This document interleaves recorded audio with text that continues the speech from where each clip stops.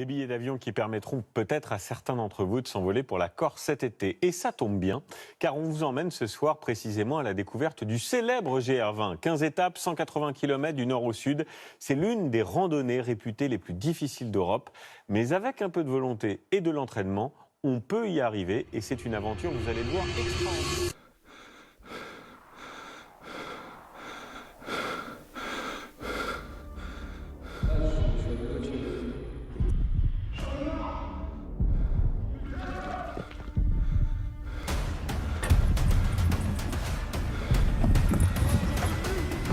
Il est 4h30.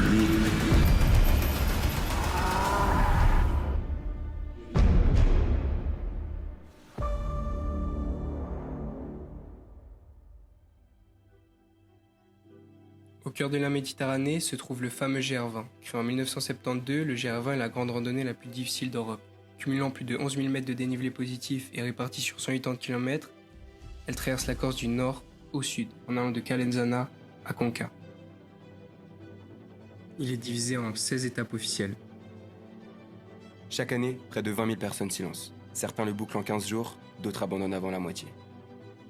En 2021, le trailer corse Lambert Santelli signe un exploit hors norme, 30 heures et 25 minutes, un record absolu.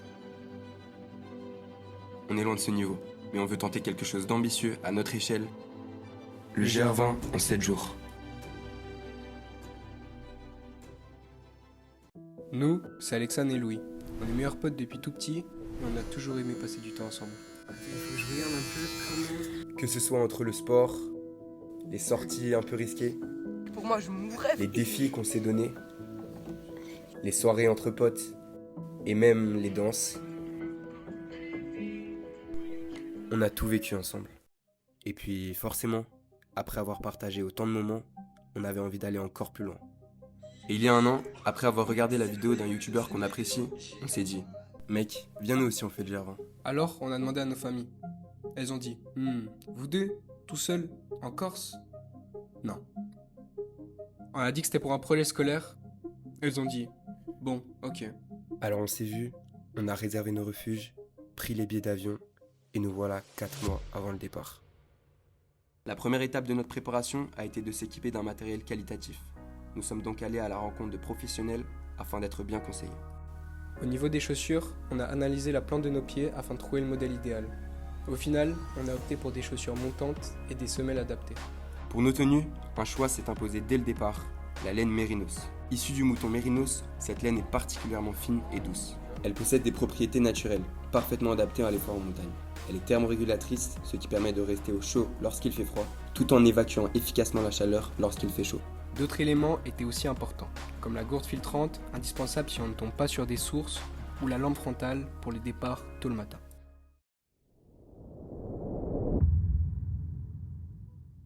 Deux mois se sont écoulés et on se rend compte que nos corps ne sont pas encore prêts pour le grand jour.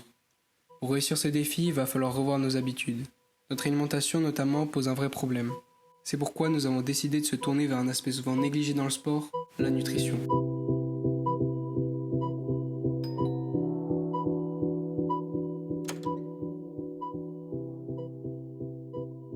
Je m'appelle Alexia Holstenson, je suis nutritionniste et j'ai une approche holistique de la santé. Ça veut dire que je prends en charge plusieurs facteurs de l'hygiène de vie et une approche globale de l'humain.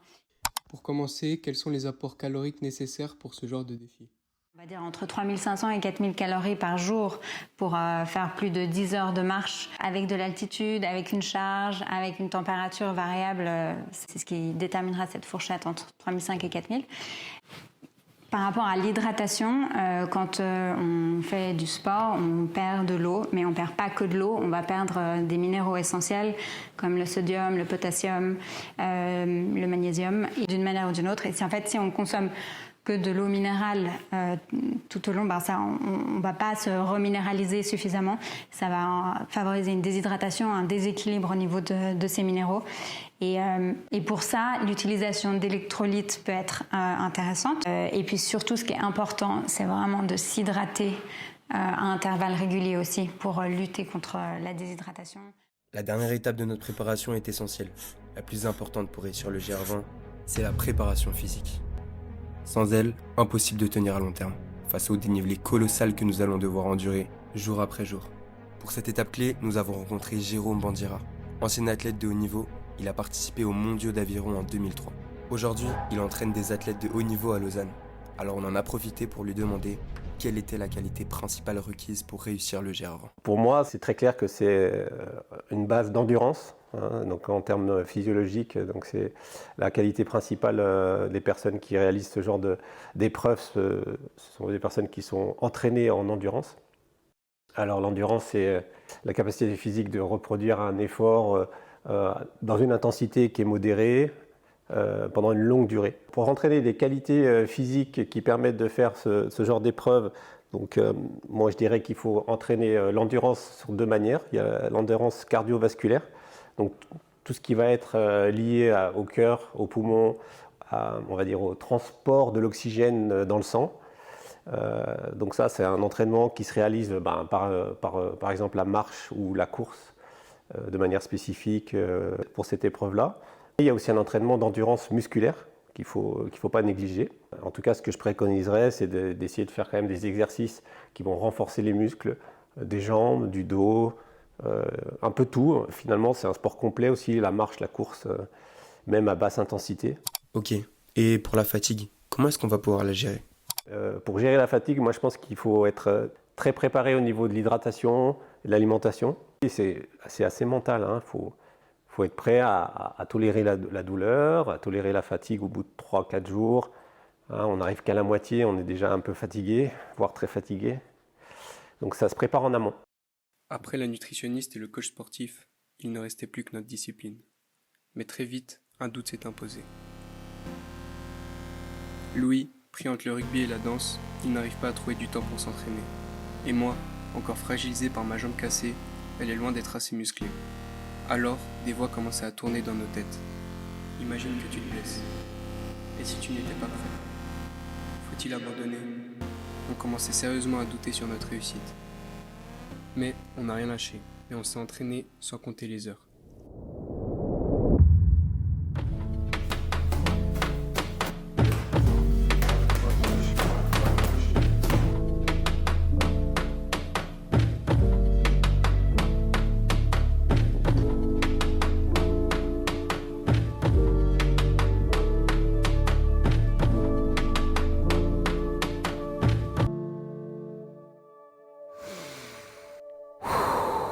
Parti sur 2 jours, direction la Danjamo.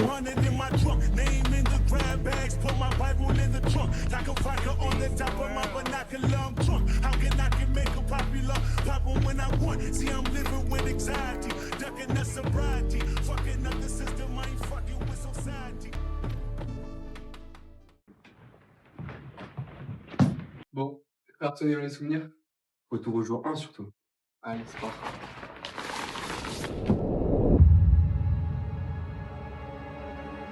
Elenzana, départ du GR. Aujourd'hui, on triple les étapes. 3000 de dénivelé. C'est parti. Wow. On est hyper excité, on bouge dans tous les sens et c'est vrai qu'on n'arrive pas trop à gérer notre rythme. Il y a un temps d'adaptation à faire, surtout au niveau de la transpiration. Il fait très chaud. Bon, 3 heures qu'on marche. On a croisé pas mal de randonneurs qui nous ont dit que ça allait sûrement être un des jours les plus durs. Premier refuge, on arrive. On a traversé toute la montagne là. Et Calenzana c'est juste derrière. Arrivé au premier refuge, on décide de ne pas s'arrêter et de continuer. Donc on prend juste nos réserves en eau et on repart pour le deuxième refuge. À ce moment-là, on voit que ça glisse pas mal et que le GR20 c'est pas de la rigolade. Et voilà, ça s'arrête pas. C'est de l'escalade. Et c'est très voltigeux. Donc voilà, faut pas avoir peur. On fait un peu appel au mental là. Parce que ça nous met un grand coup. Et arrive un moment où on ne voit plus les balises. Généralement elles sont à 100 mètres, 200 mètres max. Mais là on les voyait plus du tout. Et à ce moment-là on comprend qu'on est perdu. Extrêmement dangereux où on est, à tout moment il peut y avoir une chute de pierre et c'est la fin.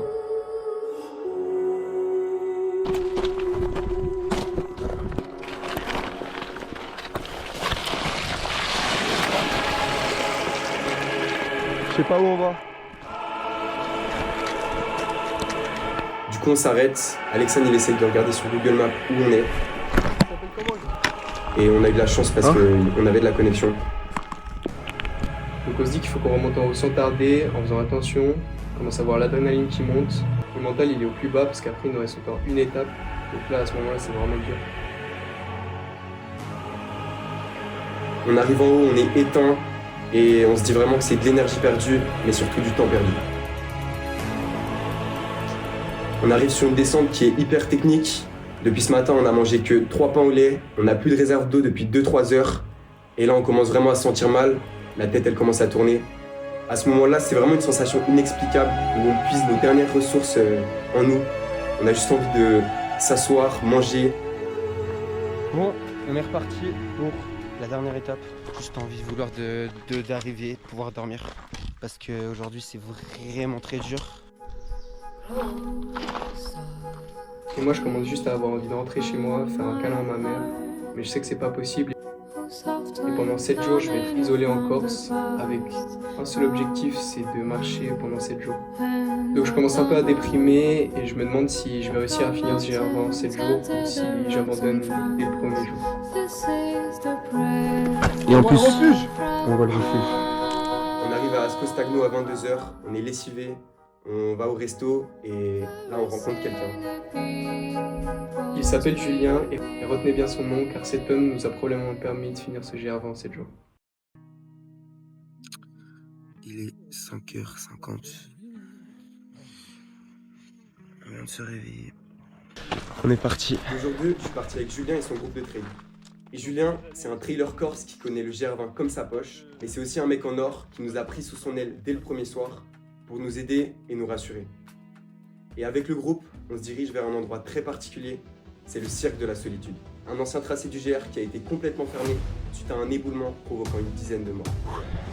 Ça va? Ça va, tranquille. Range-moi ces putains de trucs, toi. Range-moi ça, mec. À ce moment-là, il faut faire très attention, on peut tomber à tout moment. Et vous demandez peut-être où est Alexandre?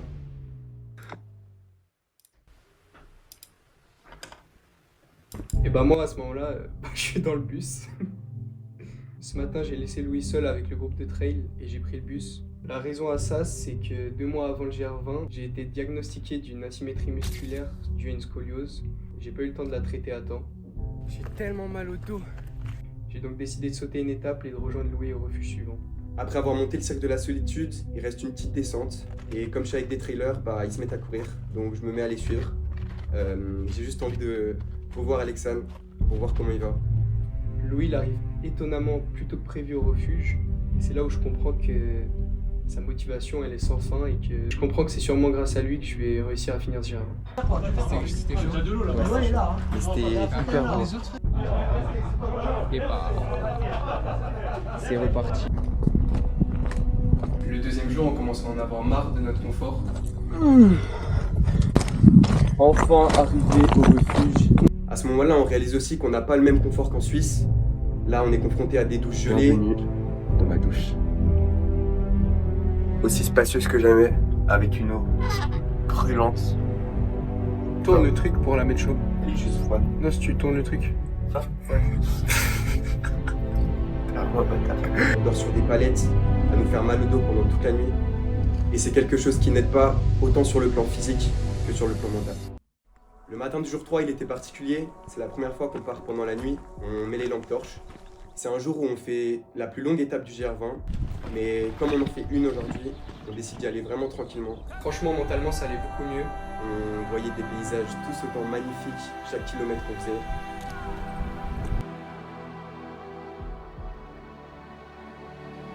Arrivé au refuge, On décide quand même de se baigner et ça a vraiment fait du bien, ça a permis de relâcher nos muscles. On était entouré de personnes super, tous les marcheurs ils étaient super attentionnés envers nous. Et on passe une soirée incroyable à discuter avec tout le monde de ce qu'on a fait. Pour votre âge, c'est incroyable. Personne ne l'aurait fait. C'est magnifique. Félicitations. Et tout le monde nous respecte, donc ça fait super plaisir. le jour 4, on se lève tôt comme les derniers jours parce qu'on a bien aimé. Alexandre, il est focus, il met sa musique. Moi, j'ai pas d'écouteurs donc je mets pas de musique.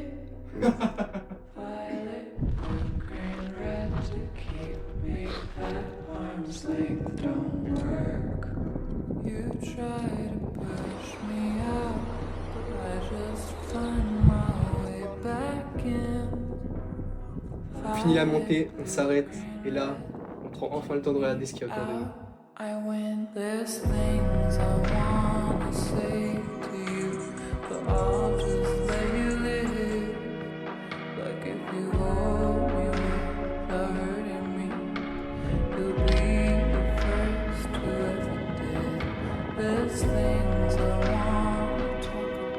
Juste après, on passe par des crêtes. Il faut savoir que les crêtes, ça monte, ça descend, ça monte, ça descend. C'est un terrain très technique où il faut surtout pas tomber. Et quand on dit technique, c'est pas des petites marches qu'on fait en Suisse. C'est que là, on n'est pas attaché et si on tombe, ça peut être vraiment très dangereux. On arrive au refuge de Pietrapiana et là, le mental, il commence à aller mieux. Plus les jours avancent, plus ça passe vite et plus le mental va mieux. Et on arrive à une bergerie. À ce moment-là, on parle avec le gérant, on propose un parcours qui nous détache un petit peu du GR20, mais qui nous permettra d'arriver à Vizzavona ce soir. Quand on arrive à Vizzavona, on va directement au restaurant et on prend une entrecôte. Incroyable. On se lève à Vizzavone, nos batteries elles sont pleines, on vient d'avoir une nuit magnifique. Mais en montant le col de Vizzavone, j'ai une douleur sourde qui arrive dans ma jambe, plus précisément à mon quadriceps droite. Arrivant, je comprends que c'est pas une simple courbature, c'est vraiment plus que ça. De bonnes heures pour elle. Quelqu'un parmi vous qui est médecin par exemple? Médecin non. Je décide d'appeler mon beau-père qui est médecin et là sa voix elle me ramène à la réalité. Il me dit que c'est sûrement un début de déchirure et d'un coup mon cœur se serre. Et je commence à me dire que j'ai fait tout ça pour rien. Je vais te pleurer gros. Si j'ai fait tout ça pour rien mec. Ça m'énerve.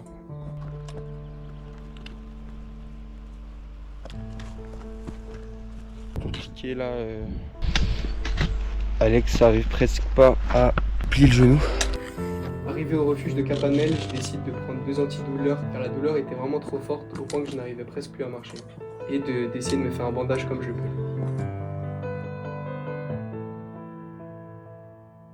On repart, je serre les dents pour arriver à la bergerie de Verdet. Arrivé là-bas, on constate que ma jambe est énormément gonflée. Donc on décide d'appeler Julien.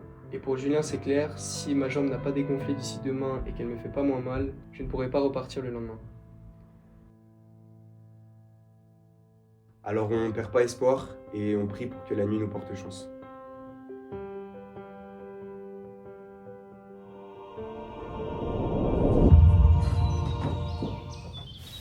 On est reparti pour un 6e jour. Les gars, mon genou, je crois il va un peu mieux. Le réveil, il est horrible. On n'en parle pas assez de ça. Peut-être du 5e jour. Les cernes, gros. Oh mec, je suis explosé.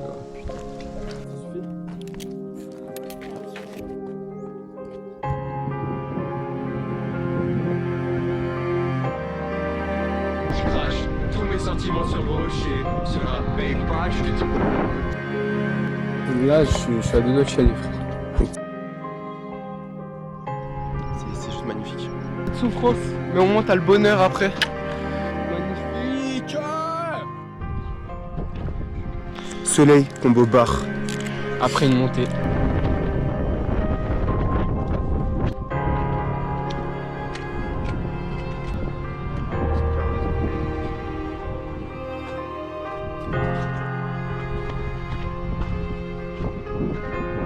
Ils sont trop mignons.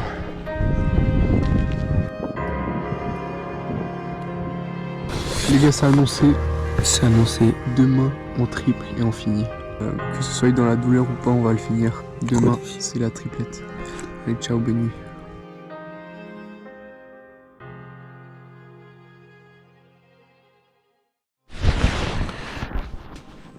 Le réveil, il est dur. Je dis ça tous les jours. Le réveil est vraiment dur. Toujours vide. Et dans le son je traîne. En entendant ma peine se transforme en haine. Comme pas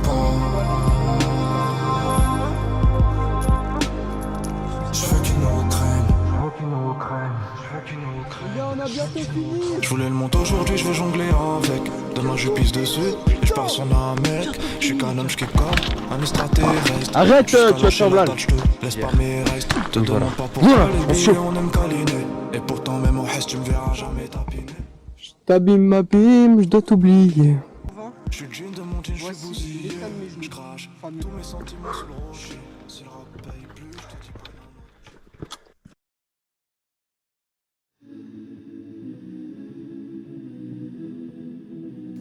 À ce moment-là, je vois un tout petit bout de conca. Alex, viens voir. Viens voir.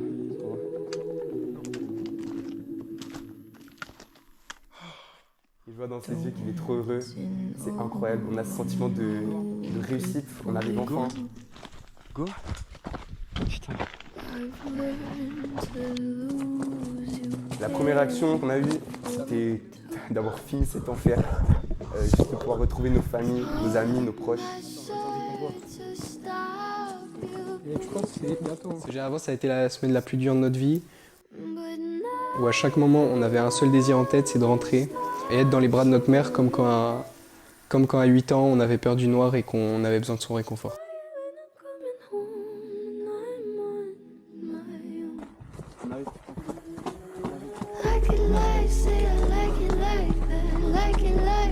Bizarrement, ces 7 jours, il nous manquait déjà. Je venais de passer une semaine avec mon meilleur ami et je voulais pas que ça se finisse.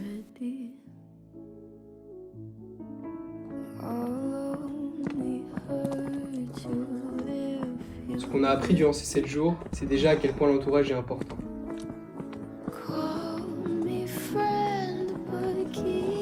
Sans Louis, j'aurais jamais réussi à finir ce GR20 seul. Et sans le désir de revoir mes proches, ma famille, toutes les personnes que j'aime, j'aurais jamais réussi à finir ces 7 jours. Ce défi nous a permis de grandir, de sortir de notre zone de confort, jusqu'à nous donner envie d'abandonner.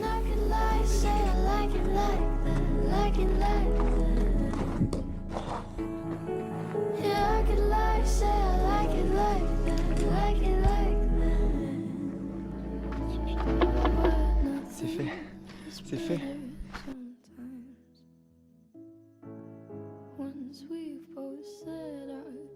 Ah, c'est tellement un soulagement.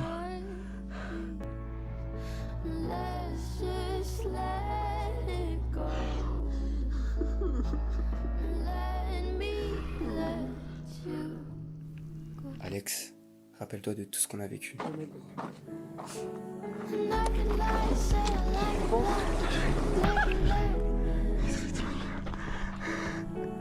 Je suis tellement fier de nous, gros. Je suis tellement fier. Au final, on a appris que dans la vie, le plus important, c'était de jamais abandonner. Malgré les peurs, Les difficultés, les craintes, les déceptions. Le plus important, c'est d'aller jusqu'au bout.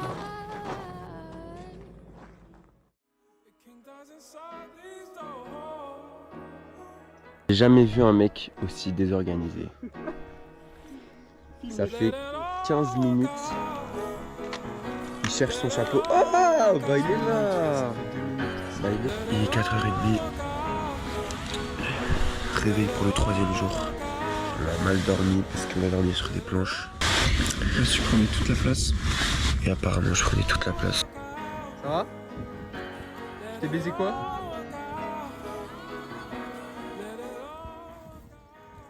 Tu t'es fait mal où?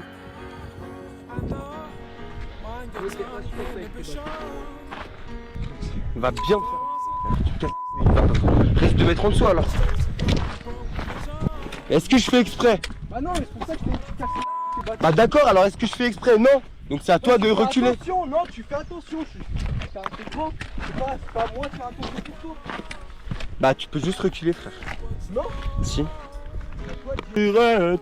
Par pitié, finissons-en. Bon, ça c'est une affirmation. J'en peux plus de marcher. Moi non plus, j'en peux plus.